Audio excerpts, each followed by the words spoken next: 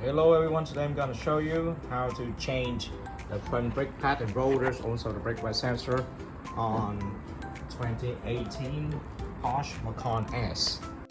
Yay, it's me again, Dino Automobile. It's been 2 years I haven't posted any video clips, so I'm back. I hope you support me by give me a subscribe and a like. Thank you. Okay, and here are all the tools that we're gonna need. Because the brake grease, always the brush, metal brush, the brake caliper compression tool. Okay, this one I know it's gonna call the square blind M14. Also the 3/8 ratchet. We need this one to put the caliper on so that it's not gonna drop because it's kind of heavy. Okay, because we're gonna replace the rotor also. All right, and of course jack stand. All right, let's get started. So after removing the wheel, we're gonna get started by disconnect the brake sensor over here, and then you see this. Oh my God. Okay, this little pin. Okay, we're gonna use this flathead screwdriver, small one. Press, and then you turn the other side. After disconnecting, you're gonna turn the other side, okay, and then remove it from the bracket. So after disconnecting the brake sensor, we're gonna use the spline. They call square spline, okay, sockets to remove this bone over here and the other bone right down here. Okay. When we're removing these bolts, we have to do one hand holding the caliper, because if we remove two bolts out and then the whole caliper gonna drop, right? And it's gonna be damaging the brake hose. Alright, and the brake hose right here, you see it? Then we're gonna use the flathead screwdriver to pry both sides evenly so that we can remove. Okay, so the brake pad gonna be withdraw. Okay, we have to do evenly both sides because this is the kind of what they call. I see six pistons on. I mean 3 pistons on each side. This means that 6 in total. If you don't force apply evenly, so you're gonna, for example, you push this side all the way, and then this side gonna come in, and vice versa. So we're gonna do evenly. So after moving that brake caliper, we're gonna, as I told you, gonna use this to hold it, and then in order so that we can have time to replace the brake rotor. All right. So after removing the rotor, we're gonna use brake cleaner to clean it real good, and use the wire brush, or even rotary tools. Either tool that you have to brush it. Then we're gonna also clean this rotor with the brake cleaner, okay? Because they store it with some oil to prevent the rust. We're gonna clean both sides, okay?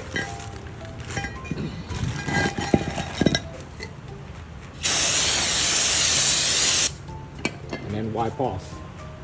Next, we're gonna use this compression tool to compress the pistons. Okay, later on I will show you there are 3 pistons on each side of the caliper. So after compressing, so we're gonna use a flathead screwdriver.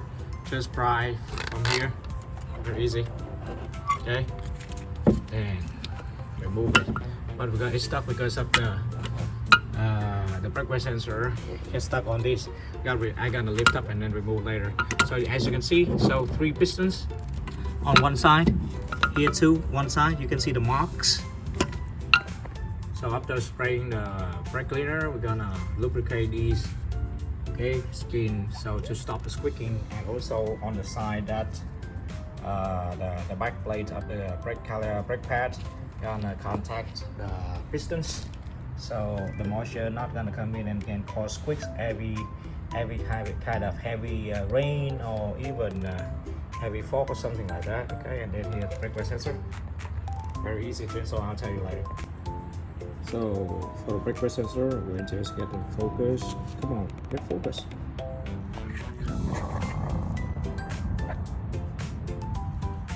Okay, you see the thicker side. Come on, focus.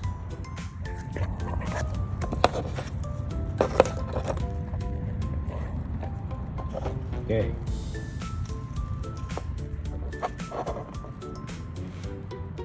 Okay, for this you see the thicker side gonna be inside, I mean that goes to the pads. Okay, the thinner side is the outside. Just like this, very simple. Then we're gonna put the one with the pressure sensor first. We're gonna put the pressure sensor through that hole, okay, and then slide in the angle like this to press down. Cut up a spring over here, and then you slide it in like this. Let me try to do it with my one hand. Okay, I can do with one hand. This one I kind of light up. Okay, I gotta pause the video and then put it on. Here I already put on a new one, so just like this, you angle down like that, press down, and then turn like this. Okay, angle down, kind of 75 degrees, press down onto the springs, then turn like this. Okay, now it's time to put back the caliper. Okay, but the rotor over here, that's supposed to have a screw over here to hold the rotor, but when I remove it, I see nothing. So this is the way I do to hold, to stabilize the rotor, is put two nuts to stud bolts onto the rotor so that I can put on the brake caliper. Okay, we just reroute the brake sensor as it should be. Okay, and then put on the connector. All right, and for this, the book doesn't say about the spec, so, and since this M14, I guess it should be about at least 26 foot-pounds something, but I just do hand tie because there's no specs from the book. All right, so and since there's no screw to hold the brake rotor, it's kind of hard to line up the wheels onto these. Okay, these holes, you see that? This is the way I do. You stick like that, and use the seat, pull all the way to step on the brake so that the rotor's not gonna move.